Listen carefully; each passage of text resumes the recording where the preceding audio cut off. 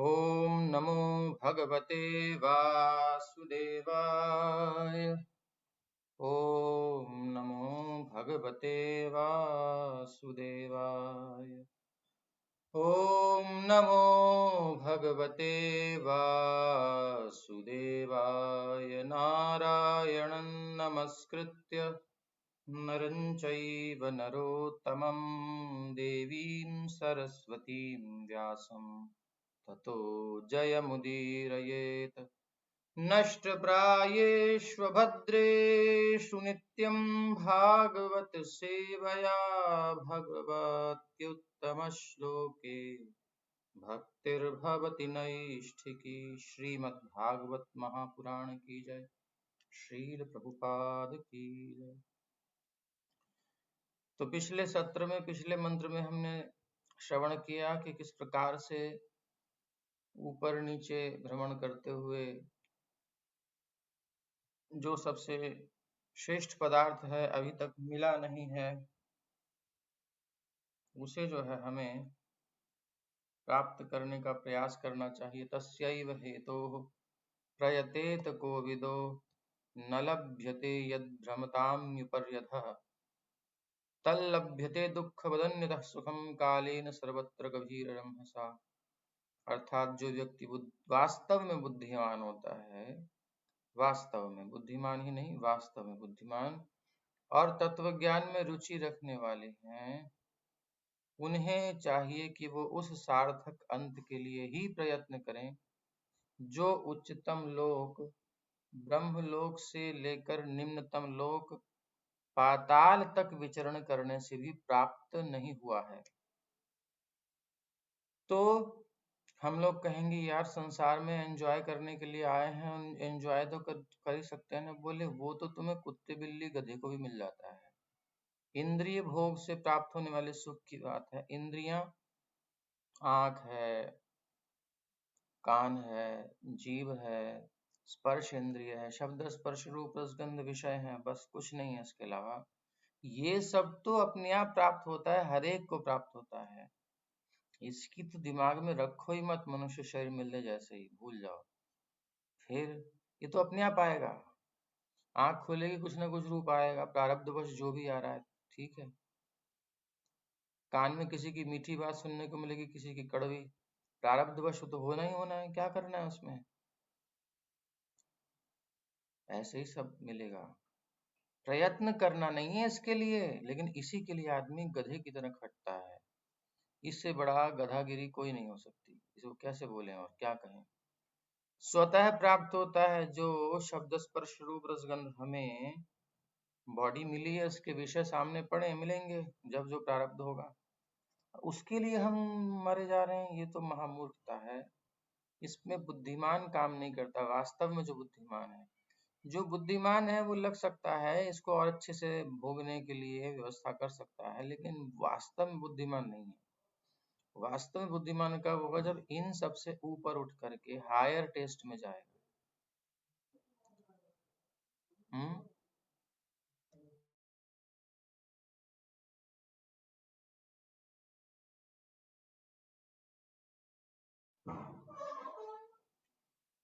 तो higher taste जो है, इसको हमें लेने के लिए प्रयत्न करना है, और संसार के किसी भी कार्य के लिए प्रयत्न नहीं करना। प्रयत्न करना महामूर्खता है।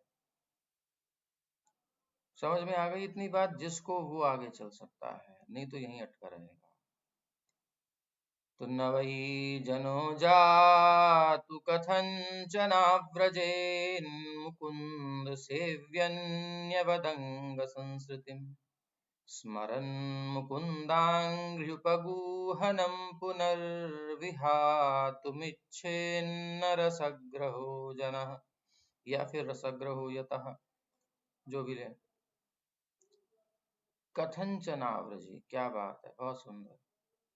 इसलिए कह रहे हैं अंग, हे प्रिय, मुकुंद सेवा, भगवान का भक्त, भगवान का जो भक्त है वो व्यक्ति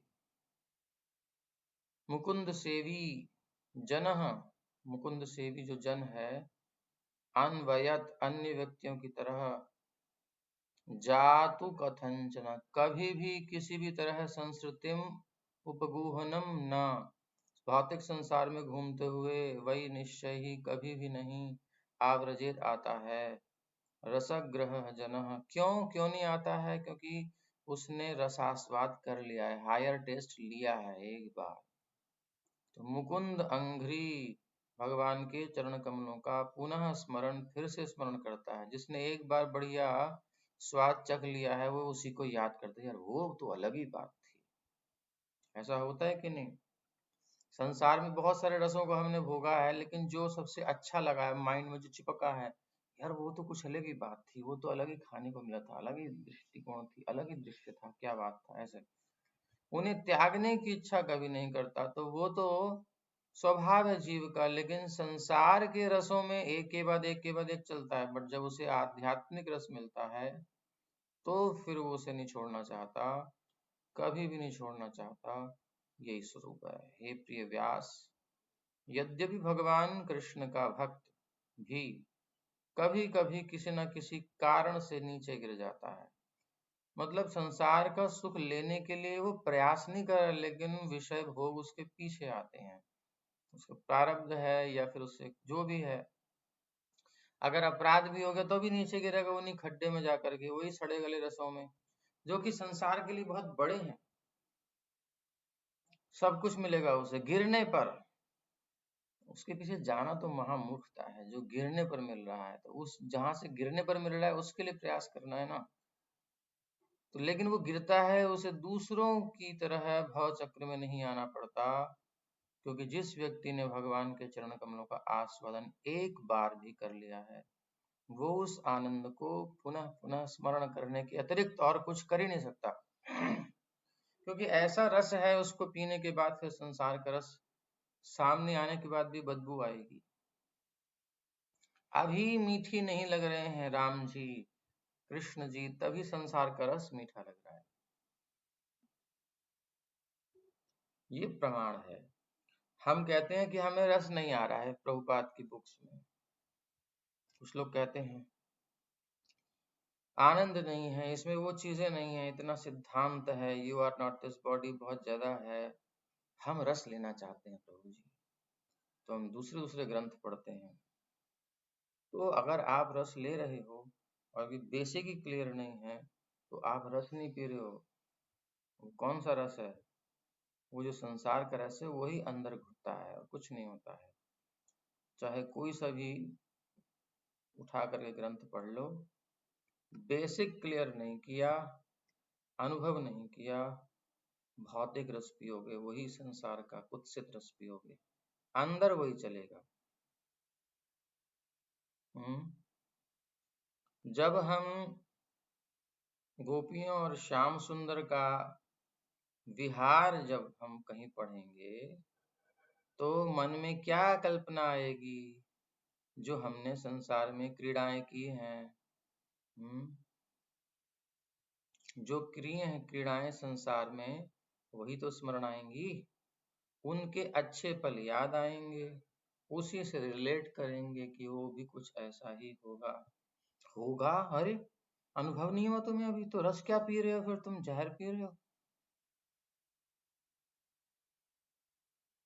एक तरफ यामुनाचार्य जी कह रहे हैं यदवधि मम चेतः, जब से मेरा चित्त माइंड कृष्ण पादार विंदयो, भगवान के चरण कमलों में लगा है और उसे नया नया रस मिल रहा है, नया नया रस मिल रहा है, हर क्षण नयापन है जिसमें। तदवधि बोले जब से लगा है ना, तदवधि तब से। कभी रिलेट कर लेता है मन, यार वो संसार का सुख, अरे रे रे रे रे, क्या कर दिया तुमने, भवति मुख विकार है, मुंह सिकुड़ जाता है, ही क्या बात आ गई दिमाग में।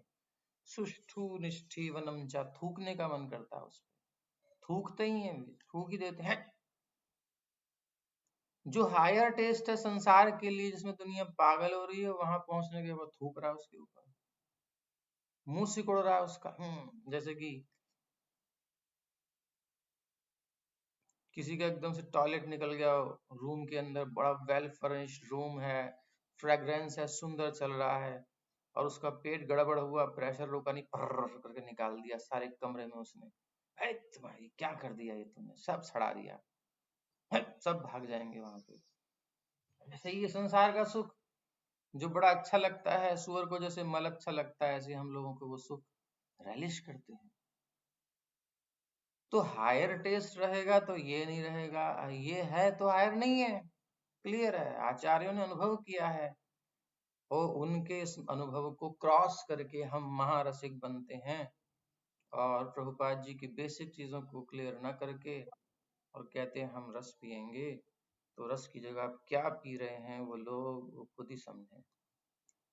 हाँ, मिल गया है तो ये लक्षण होना चाहिए, अवश्य पीजिए, कौन मना कर रहा है, नहीं है तो धोखा है। तो इसलिए इस रस को समझना बहुत जरूरी है। तो ये बात है, ये बेसिक चीजें हमें समझनी आवश्यक है। तो पढ़िए फिर तनु जी, आपका है तो फिर मीरा जी पढ़िए। जी गुरु जी। तात्पर्य शिल प्रभुपाद जी के द्वारा, शिल प्रभुपाद जी की जय। भगवत भक्त स्वतः संसार के सम्मोहन से विरत हो जाता है, क्योंकि वह रसग्रह होता है, अर्थात वह भगवान के चरण कमलों का आस्वादन कर चुका होता है। निश्चय ही ऐसे अनेक उदाहरण हैं जिनमें भगवान के भक्त कुसंगति के कारण नीचे गिरे, मानो सकाम कर्मी हो, जिनका पतन सदैव होता रहता है। किंतु नीचे गिरने पर भी भक्त को कभी कर्मी के समान पतित नहीं समझना चाहिए। कर्मी अपने कर्मों के फल को भोगता है, जबकि भक्त भगवान द्वारा प्रताड़ित होने के कारण सुधर जाता है। एक अनाथ बालक तथा एक राजपुत्र के कष्ट एक से नहीं होते। अनाथ वास्तव में दीन होता है, क्योंकि उसकी देखभाल करने वाला कोई नहीं होता। लेकिन एक धनवान का लाडला पुत्र भले ही अनाथ जैसा लगे, किंतु वह सदैव अपने समर्थ पिता के संरक्षण में रहता है। स्पष्ट है। अभी मीरा जी पढ़िए।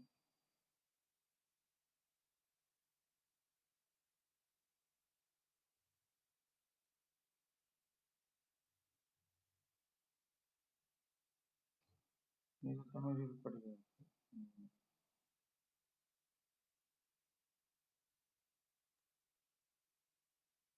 पढ़े प्रभु जी। हाँ, नहीं आ रहे हैं, शायद नहीं पहुंचे। भगवत भक्त कभी कभी कुसंगति वश सकाम कर्मी की नकल करता है। सकाम कर्मी भौतिक जगत पर अपना प्रभुत्व जताना चाहता है। इस प्रकार एक नव जिज्ञासु भक्त भी मूर्खतावश भक्ति में सेवा के बदले कुछ भौतिक शक्ति संचित करने की सोचता है। कभी कभी ऐसे मूर्ख भक्तों को स्वयं भगवान कष्ट में डाल देते हैं, और यदि वे विशेष अनुग्रह करते हैं तो उसका सारा भौतिक साथ सामान हर लेते हैं। ऐसी कार्यवाही से व्यग्र हुए भक्त के सारे मित्र तथा कुटुंबी उसका साथ छोड़ देते हैं, और भगवान की कृपा से उसे पुनः चेत जाता है, और वह अपनी भक्ति सही ढंग से करने लगता है। भगवत गीता में यह भी कहा गया है कि ऐसे पतित भक्तों को किसी अत्यंत विद्वान ब्राह्मण कुल में या संपन्न वैश्य परिवार में जन्म लेने का अवसर दिया जाता है। ऐसी दशा में भक्त उतना भाग्यशाली नहीं होता जितना कि भगवान द्वारा प्रताड़ित भक्त, जिसे एक तरह से असहाय अवस्था में रख दिया जाता है। तो अलग अलग स्थिति होती है भक्तों की, उसके अनुसार उनके लिए अलग अलग विधान है। कनिष्ठ, मध्यम, उत्तम। उत्तम तो कभी गिरता नहीं, मध्यम संभल के रहता है जब तक अपराध नहीं करता, और कनिष्ठ तो भी बिगनर है, उसको भगवान बड़ा हिसाब किताब से चलते हैं, उसे गिफ्ट देते रहते हैं। पढ़ूं प्रभु जी। एक मिनट, ये साउंड किसकी आ रही है? आपकी आ रही है किसकी? मैं फैन ऑफ करती हूँ। तो उसको गिफ्ट देते रहते हैं, कभी भगवान, कभी थप्पड़ लगाते हैं, कभी गिफ्ट देते हैं, वो जैसे भी करना करना है। बट कनिष्ठ भक्त को भक्त नहीं मानना चाहिए, क्योंकि वो उसका कुछ पता नहीं है, कब इधर जाएगा कब उधर जाएगा। वो ठीक है, वो बिगनर है, तो बिगनर की स्टेज कोई अच्छी स्टेज नहीं है, आगे चलना चाहिए। तो ये कह रहे हैं, फिर भी भगवान उस पर भी कृपा करते हैं। जी पढ़िए आप।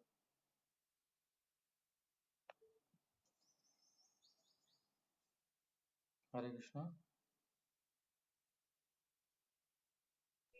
जो भक्त भगवान की इच्छा से असहाय बन जाता है वह इन उत्तम कुलों में उत्पन्न भक्तों से अधिक भाग्यशाली होता है। उत्तम कुलों में उत्पन्न ये पतित भक्त कम भाग्यशाली होने के कारण भगवान के चरण कमलों को भूल सकते हैं, लेकिन असहाय अवस्था को प्राप्त भक्त अधिक भाग्यशाली होता है, क्योंकि वह अपने को चारों ओर से असहाय पाकर भगवान के चरण कमलों में तेजी से लौट आता है। शुद्ध भक्तिमय सेवा आध्यात्मिक दृष्टि से इतनी आस्वादनीय है कि भक्त स्वतः भौतिक भोग के प्रति अन्य मनस्क हो जाता है। प्रगतिशील भक्ति की दिशा में यह पूर्णता का प्रतीक है। शुद्ध भक्त निरंतर भगवान कृष्ण के चरण कमलों को स्मरण में रखता है और उन्हें एक क्षण भी नहीं भूलता, भले ही उसे तीनों लोकों का ऐश्वर्य क्यों न मिल जाए। तो ये महाभागवत की स्थिति हो गई। ये मध्यम समझ लो, कभी गिर सकते हैं बाई चांस। और पीछे जो है ये भगवान डील कर रहे हैं मूर्ख भक्तों को, उनको देखते हैं कि कैसे रहेगा। इस भगवान का मुख्य उद्देश्य क्या है? संसार के कुत्सित रस से विमुख करके अपने चरणों का आस्वादन करा देना, यही उद्देश्य है, क्योंकि यही वास्तव में हमारे लिए है, इसी के लिए हम बने हैं और कोई उद्देश्य नहीं है परम रस को, दिव्य रस का पान करने के लिए। लेकिन भ्रम में मुख डाल देते हैं, भ्रम में अपने आप को फंसा देते हैं, तो भगवान उससे निकालने के लिए अलग अलग स्ट्रेटेजी लगाते हैं, अलग अलग डिवोटी के साथ। वो भगवान का व्यवहार वो जानते हैं। हमें केवल इतना देखना है कि हमें आगे बढ़ना है, इस संसार के रस में इन्वॉल्व नहीं होना है, इंडल्ज नहीं होना है। हो जाता है, स्वाभाविक है, अभ्यास किया हुआ, बट उसमें पड़े मत रहो। गिर गए तो गिर गए, कुछ क्षण के लिए मन चला गया, फिर निकलो, फिर आगे बढ़ो। बस यही यही प्रैक्टिस करना है बार बार।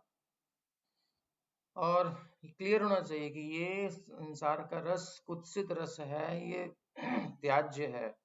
बाई चांस कैसे भी संस्कारों से कोई है तो जाते रहता है मन, तो उसमें relish नहीं करना है, उसमें सोचना है कि क्यों हो रहा है, कम होना चाहिए और खत्म हो जाना चाहिए, और हायर को पकड़ के रखना, यही साधना होती है और कुछ नहीं।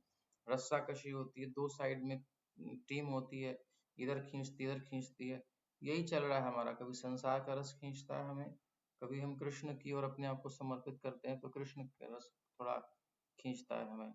तो हम जब अभी तो हम समर्पित कर रहे हैं, समर्पण जिस दिन कर देंगे फिर कृष्णा खींचने वाले हैं, फिर कुछ नहीं हो सकता, फिर संसार का रस टिकेगा नहीं। बट जब तक हम उस स्थिति में नहीं है तब तक हम इस बात को नहीं समझ पाएंगे, इसलिए प्रयास करना है, यत्न और आग्रह करना आवश्यक है। यत्न आग्रह बिना भक्ति न जन्माए प्रेम। यत्न और आग्रह नहीं करेंगे हम, और हम कहेंगे इजीली ले लेंगे सरलता से, अरे हाँ ये वो, तो बात नहीं है। पहले अपने आप को सरेंडर करना पड़ेगा, समर्पण करना पड़ेगा, ऑफर करना पड़ेगा, प्रयास करना पड़ेगा, शो करना पड़ेगा कृष्ण को कि हाँ हम तुम्हें चाहते हैं, हम दिव्य रस चाहते हैं। तो फिर वो भगवत कृपा से फिर वो भगवान हमें संभाल करके उस रस में डुबो देंगे। और एक बार वो रस पी लिया फिर वो कहीं भी छोड़ दें, वो फिर संसार में नहीं पड़ेगा कहीं।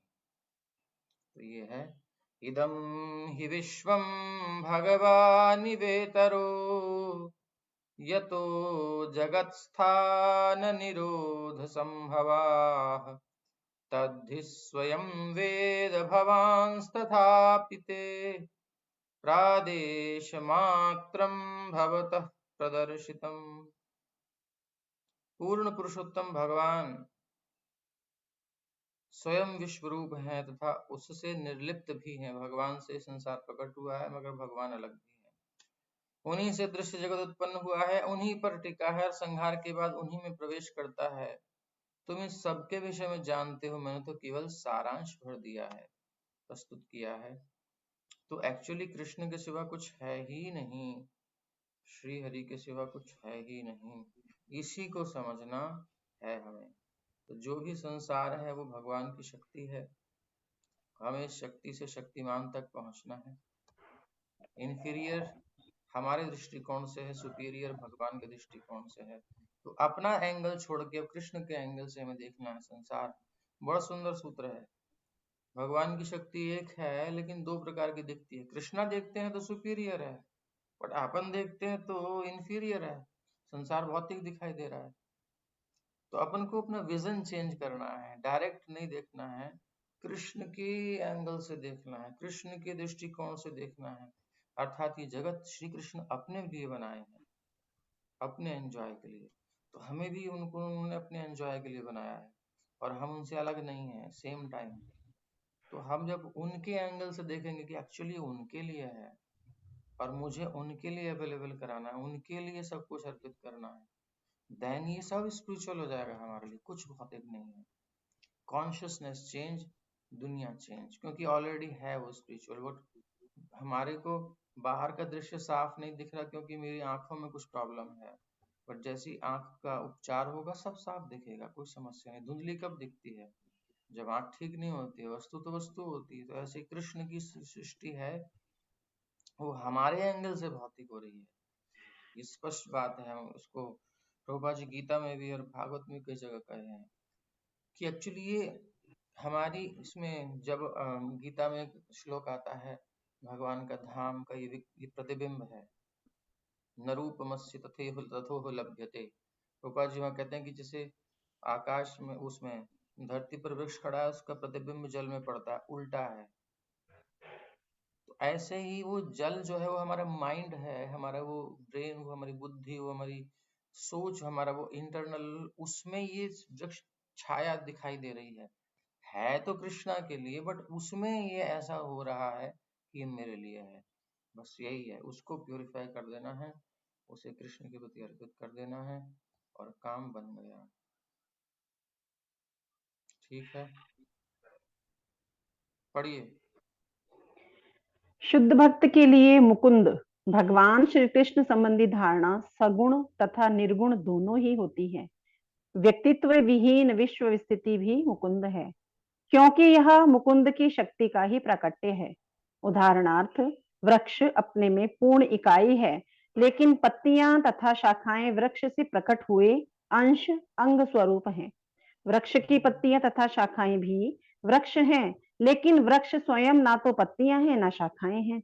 वेदों का यह कथन कि समस्त दृश्य जगत ब्रह्मा के अतिरिक्त कुछ नहीं है, ब्रह्म और यह ब्रह्म बताता है होता है। ब्रह्म के अतिरिक्त कुछ नहीं है, यह बताता है कि चूंकि प्रत्येक वस्तु पर ब्रह्म से उद्भूत है, अतएव उनसे भिन्न कुछ भी नहीं है। इसी प्रकार अंग के रूप में हाथ तथा पांव शरीर कहलाते हैं, लेकिन पूर्ण इकाई के रूप में शरीर ना तो हाथ है ना पांव। भगवान तो शाश्वतता, ज्ञान तथा सौंदर्य के दिव्य रूप हैं। अतएव भगवान की शक्ति की सृष्टि भी अंशतः सच्चिदानंद स्वरूप प्रतीत होती है। प्रतीत होती है, ठीक है। ये प्रतीति ही हमें धोखे में डालती है। प्रतीति एक होता है विश्वास, और होता है प्रतीत, मतलब लग रही है, ऐसा है नहीं। तो सच्चिदानंदमयी प्रकृति प्रतीत होती है लेकिन है नहीं, क्योंकि हम उसे भोगने की दृष्टि से देख रहे हैं। इसलिए सोचते हैं सब टिक जाए, हमारा यौवन चिरस्थायी हो जाए, हमारी बुद्धि चिरस्थायी हो जाए, हमारा संसार परिवार जो भी कुछ है मेंटेन रहे, बट नहीं रहता। और कौन पढ़ेंगे? पढ़िए, पद्मा जी पढ़िए।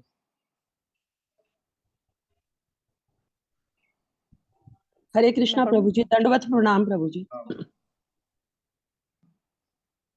इसलिए बहिरंगा शक्ति माया के प्रभाव से सारे बद्धजीव भौतिक प्रकृति के बंधन में बंधे हुए हैं। वे इसे ही सब कुछ मान लेते हैं, क्योंकि उन्हें आदि कारण भगवान का कोई ज्ञान नहीं होता।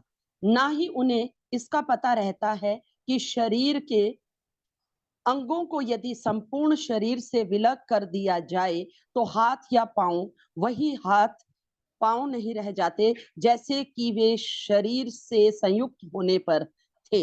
इसी प्रकार ईश्वर वहीन सभ्यता पूर्ण पुरुषोत्तम भगवान की दिव्य प्रेमा भक्ति से कटकर छिन्न हाथ या पांव की तरह होती है।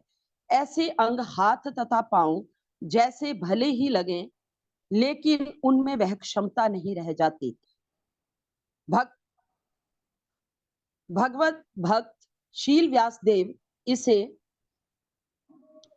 भली भांति जानते हैं। शील नारद जी उन्हें आगे इस विचार को पल्वित करने की सलाह देते हैं, जिससे बंधन में फंसे हुए बद्ध जीव उनसे शिक्षा ग्रहण करके भगवान को आदि कारण के रूप में समझ सके।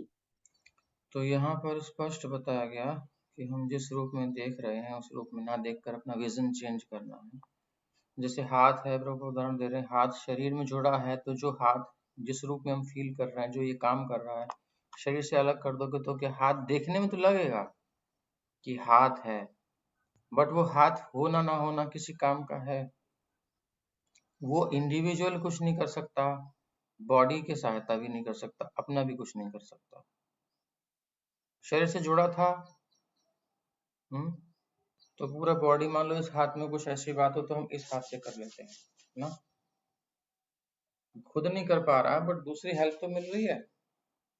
संयुक्त हो तो विलग हो जाएगा तो खुद ही नहीं उठ पाएगा, और अभी शरीर से जुड़ा है तो अच्छों को दांत तोड़ देता है। तो ये है, कृष्ण से जुड़ करके हमारी पावर है, और कृष्ण से विलग होकर के पावर खत्म है, क्योंकि हम उनके अंश हैं। और हमारा एकमात्र कार्य कोऑपरेशन करना है, लिविंग इन हार्मोनी।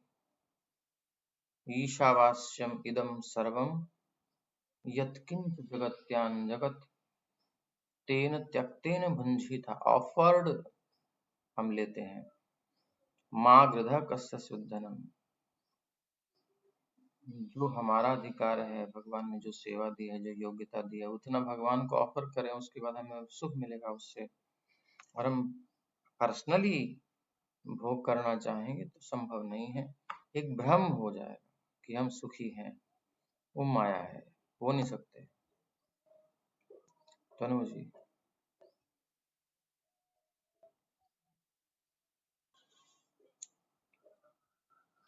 वैदिक मत के अनुसार भगवान स्वभावतः पूर्ण शक्तिमान है, और इस प्रकार उनकी सर्वोपरि शक्तियां सदैव पूर्ण तथा उनसे अभिन्न होती हैं।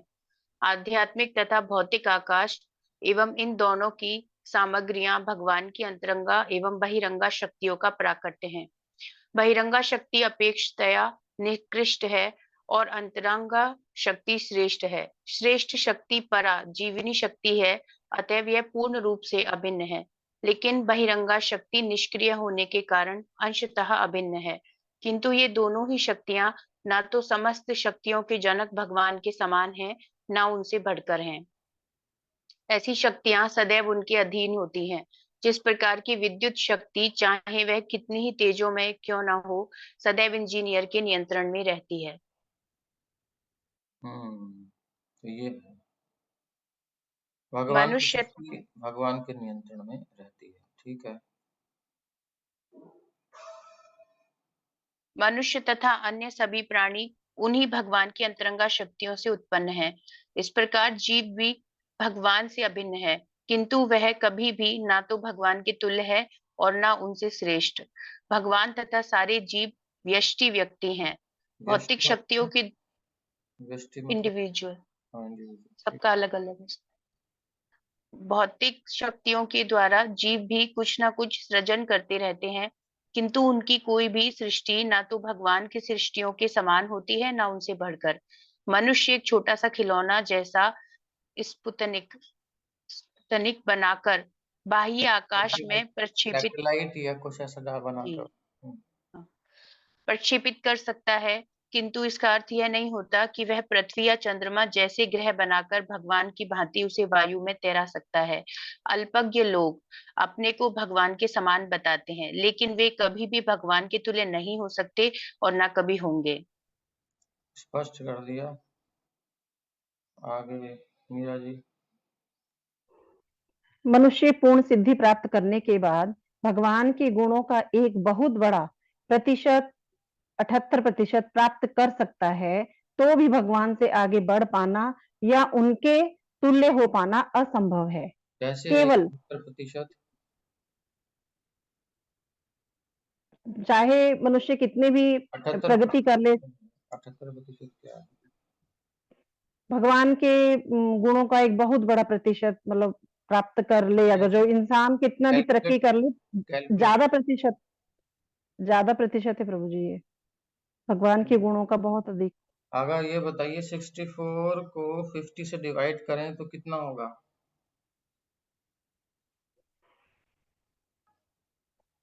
64 को 50 से भाग करें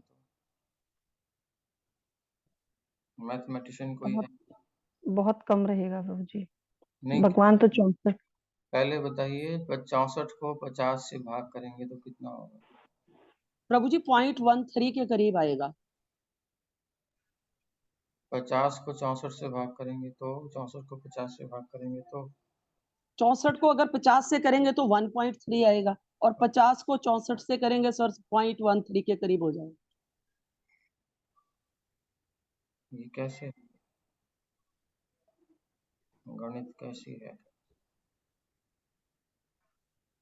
50 को 64 से भाग करेंगे तो कितना 13 आएगा? पंजे 65 ही हो गया ना प्रभु जी, तो जीरो आ गई, 1 पॉइंट हो गया।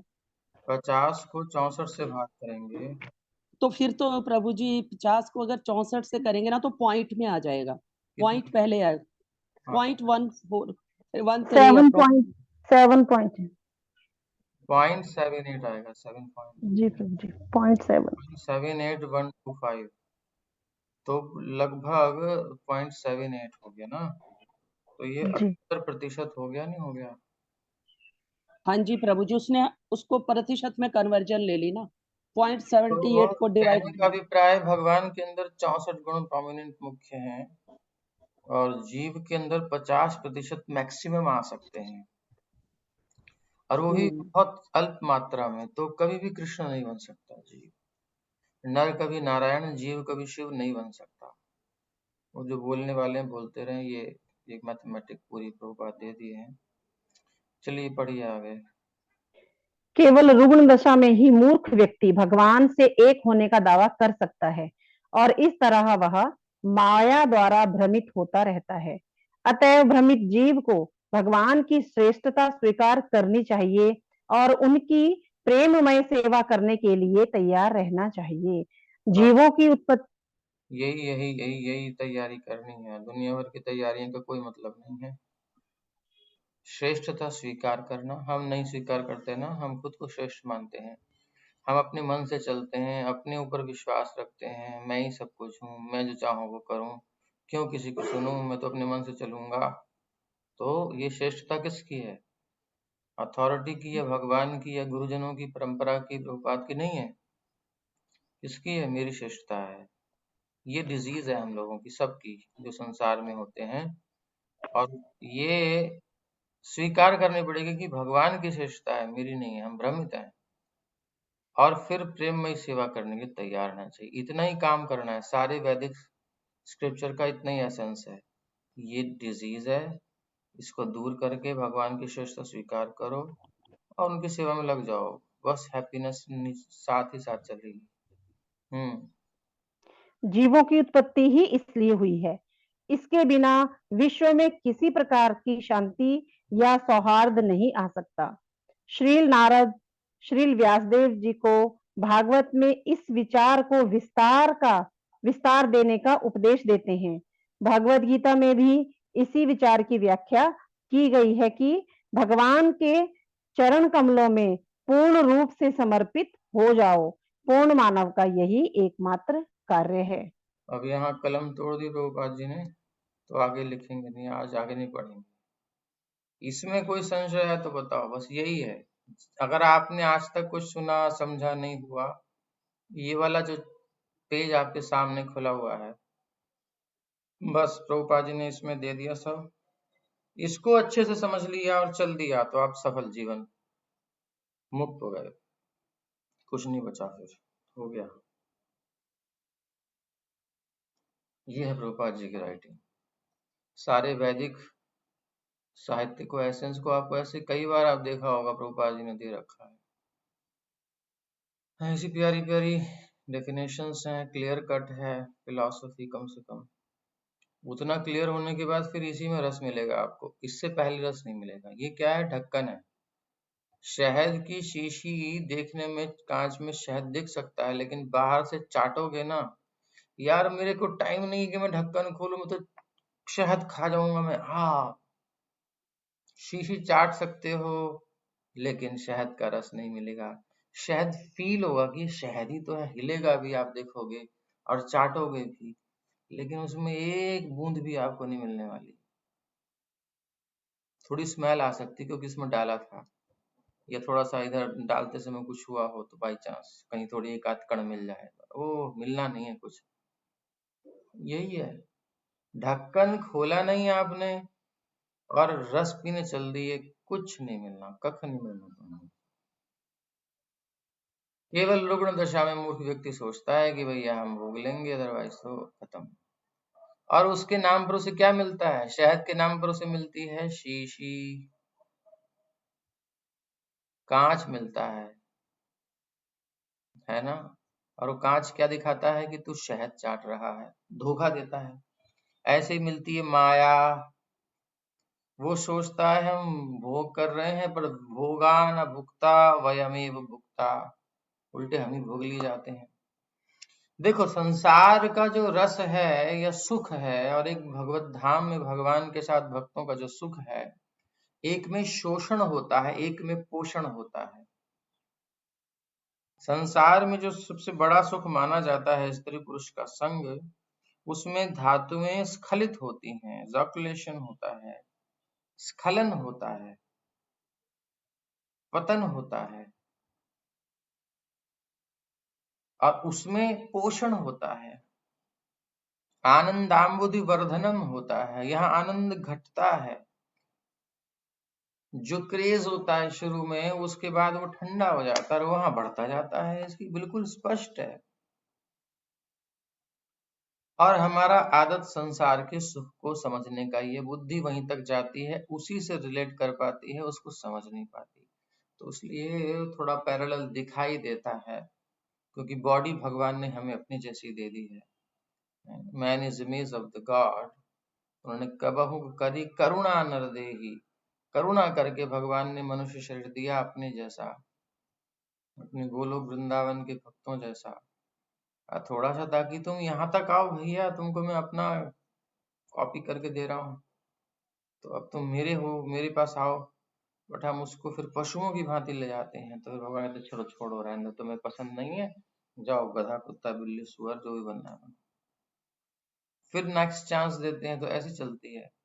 लेकिन अगर ट्राई करेंगे कि कृष्णा ने अपना प्रतिबिंब बना करके हमें भेजा है, मतलब बॉडी दी है ऐसी, और भगवान की सेवा के लिए है हम, तो हमें उनकी सेवा में लगना चाहिए।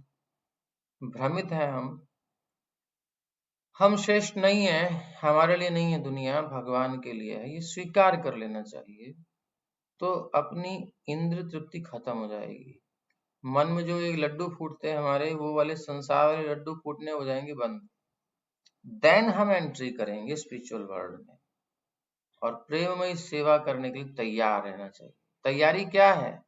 भगवान की श्रेष्ठता स्वीकार करना। वो क्या है? अपने भ्रम को दूर करना। क्या भ्रम है? कि हम भोक्ता हैं, हम एंजॉयर हैं। इसी भ्रम को दूर करना, इसी के लिए पूरी भागवत गीता और पुराण उपनिषद आदि जो भी पढ़ रहे हैं हम, इस पॉइंट को फर्स्ट ऑफ ऑल समझना है। जस्ट लाइक जब से कि आपको अगर शहद निकालना है तो पहले ढक्कन कैप ओपन करनी पड़ेगी, तो ये बेसिक चीज है। पहले ढक्कन उखाड़ना पड़ेगा, तब जाकर के आप रस पी पाओगे भगवत भक्ति का। अदरवाइज नाम होगा भक्ति का, काम होगा भोग का। यही होता है। ये खोपड़ी में रखना पड़ेगा, माइंड में क्लैरिटी रखनी पड़ेगी। सबसे पहले ये फिलॉसफी समझनी आवश्यक है, ये बेसिक है। एक बार ये क्लियर हो गई तो नींव बन गई आपकी, फिर कितनी बिल्डिंग खड़ी करो कोई प्रॉब्लम नहीं। फिर आप जो करोगे सो ठीक है। ये नहीं किया और अपन सोचे कि नींव ना बनाए और मकान बनाना शुरू कर दें, दीवार लगानी शुरू कर दे तो वो चटक जाएगा, उसमें दरारें आ जाएंगी। ऐसे ही हमारी डिवोशन के नाम पर फ्रस्ट्रेशन होगा। प्रभु जी क्या है, कुछ नहीं है, हमने देख लिया कौन में जी, ये जियो वो जियो और जी कुछ नहीं है जी, हमने तो छोड़ दिया जी, हमारे तो बाबा जी अच्छे जी, कुछ नहीं कहते जी वो तो। अरे तुम गए कब थे इस्कॉन जो तुमने छोड़ा? तुमने इस्कॉन को समझा कब जो तुम छोड़ोगे? तुमने पकड़ा कब जो तुम छोड़ोगे? पहले समझो तो सही भाई, प्रभुपाद ने जो बनाया है international society for Krishna consciousness, वो कॉन्शियसनेस कहाँ है? क्या आप उसे समझ पाए? प्रभुपाद जी ने जो दी है ये भ्रम हमारा है, इससे निकल पाए, कृष्ण की श्रेष्ठता को स्वीकार कर पाए, कृष्ण कॉन्शियसनेस को लविंग सर्विस डेवलप कर पाए। हाँ, इसमें एंट्री करते फिर आप छोड़ते तो मानते। अभी तो आपने दरवाजा ही देखा है, दरवाजा भी पता नहीं देखा है कि नहीं देखा, किसने दिखाया है क्या, किस रूप में देखा है आपने? बुक्स में है प्रभुपाद जी, उनके इंस्ट्रक्शंस में है। बिल्डिंग में भले ही ना हो, आपको ना दिखे, लेकिन इंस्ट्रक्शंस में प्रभुपाद जी हैं, अपनी बुक्स में है, और उनकी कृपा है, सब कुछ है। समर्पित हो जाओ। भगवान के चरण कमलों में पूर्ण रूप से समर्पित हो जाओ। पूर्ण मानव का यही एकमात्र कार्य है। तो पूर्णता हमारी तब आएगी जब भगवान के प्रति पूर्ण समर्पित होंगे।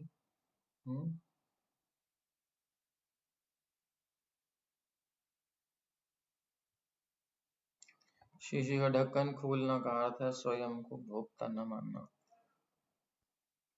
हाँ, इसको थोड़ा और अच्छे से कह सकते हैं। ढक्कन यही है कि मैं भोक्ता हूँ, मैं एंजॉयर हूँ, इसको हटा देना। उसको लिखा है आपने, बट इसको थोड़ा समझ में नहीं आएगा किसी के। तो ये ढक्कन है कि मैं भोक्ता हूँ, इसे हटा ही देना। न मानना नहीं, ये जान लेना कि मैं भोक्ता ही नहीं हूँ ही नहीं मैं। मानना तो फिर हमारा मानना अलग चीज होगी, एक रियलिटी होती है, एक फैक्ट होता है, हर एक मान्यता होती है, तो मान्यता की बात नहीं है। तो वो उस फैक्ट, उस सेंस में हम बात कर रहे हैं। कहीं उसको कोई इसमें ऐसे ले ले, बोले हम मानते हैं हम तो हो जाएगा, नहीं नहीं नहीं। फैक्ट ये है, जान लेना कम से कम पहले थियोरिटिकल, फिर उस पे चलना, अपने ही इंद्रियों के वेगों को रोक करके कृष्ण के लिए, प्रभुपाद जी के लिए, मिशन के लिए कुछ करना। इसे तपस्या, इसको सैक्रिफाइस कहते हैं, यज्ञ। और देन अनुभव आएगा। जो हियरिंग है, जो सिद्धांत है, उसको जब सर्विस ऑफर्ड्स करते हैं, हम अपनी अपनी आप को समर्पित करते हैं, ऑफर्ड करते हैं, यानी सर्विस करते हैं, भगवान की सेवा करते हैं, उस भाव में रह करके, एंजॉयमेंट के भाव में नहीं, सेवा भाव में, तो वो रियलाइजेशन फिर वहां से आता है। और फिर उस रियलाइजेशन से हमें फिर नेक्स्ट स्टेप चलने का बल मिलता है। जितना आगे बढ़ेंगे और रियलाइजेशन आएगा और कॉन्फिडेंस बढ़ जाएगा, दम तभी आएगा। उससे पहले फिलॉसफी या थ्योरी से उतना बल नहीं आएगा। ठीक है, शुरू में तो चाहिए, बट इसी में नहीं रहना, इसको रियलाइज भी करना है। तो नए जो होते हैं उनको तो फिलॉसफी समझना, सिद्धांत समझना, थोड़े रूल्स बनाना कि भाई इधर नहीं जाना, उसको नहीं सुनना, ये करना है, वो नहीं करना, तो तभी तक जब तक उसको समझ में नहीं आ रहा है, उसे लगता है पता नहीं क्या बांध दिया मुझे। अरे भाई, तुमको अंडरस्टैंडिंग नहीं है, इसलिए क्लियर हो जाएगा। दौड़ो दुनिया में, कहीं जाओ, गलत जगह मुंह मारोगे ही नहीं। अब ये तो पता ही नहीं है। अभी तो भैंस के बच्चा है, भैंस के बच्चे को छोड़ोगे तो एक भैंस की लात खाएगा, दूसरी भैंस की लात खाएगा। दूध दूहने के लिए भैंस के बच्चे को छोड़ दो, उसको यही नहीं पता मेरी माँ किधर है। वो किसी भैंस के थन में मुंह लगाता है, वह मारती है लात, वो मुंह टूटता है, दूसरे को मारती है ताड़ से, 2 3 4 भैंसों की लात खा के फिर अपनी माँ के पास पहुंचता है। भैंस का बच्चा बनना है तो जाओ, छोड़ो सब, अपने मन से चलो। और गैया का बच्चा सीधा 1000 गैया होंगी, सीधा अपनी माँ के पास जाके थन में मुंह लगाएगा, चुसुर चुसुर करके दूध पीता है और स्नेह मिलता है, उसको लात नहीं मिलती। तो प्रभुपाद जी की निर्देशों को पालन करके, इंस्ट्रक्शंस को समझ करके, इंद्रिय तृप्ति की भावना को रोक करके, सेवा भावना से अपने आप को थोड़ा सा बिगिनिंग में करके जब चलते हैं तो अनुभव का दूध मिलता है। और हम अपना ही मुंह मारेंगे जाकर के, इंस्ट्रक्शन फॉलो नहीं करेंगे तो 10 जगह तो लातें खाएंगे, पहले धोखा मिलेगा। मतलब जीवन जब पूरा होने वाला होगा तो पता चलेगा यार हम तो सोचे थे हमने अध्यात्म का जीवन जिया है, बट हुआ तो कुछ और ही है। इतना नाम जप किया, इतना भक्तों का संग किया, इतनी सारी तो पुस्तकें पढ़ ली हमने, रस ग्रंथ भी पढ़ लिए, मगर रस उसरा मिला नहीं अभी तक, संसार का आकर्षण गया नहीं, जीवन बर्बाद हो गया। तो वही होगा, फिर बाद में रोएंगे, शायद कृष्ण कृपा कर दें, करें ना करें पता नहीं, तब रो भी पाए नहीं पाए अलग बात है, लाते तो खाने को मिलेंगी। और ये चीज समझ गए प्रभुपाद ने, बिल्कुल सरल कर दिया है, बहुत आराम से स्मूथली एंटर कर जाएंगे स्पिरिचुअल वर्ल्ड में, अगर इंस्ट्रक्शंस को फॉलो करेंगे तो कोई कठिनाई नहीं होगी, सिंपल है। यही बात है बस। श्रीमद् भागवत महापुराण की जय, श्रील प्रभुपाद की जय। कोई प्रश्न? नहीं तो फिर मीटिंग कीजिएगा। हरे कृष्णा।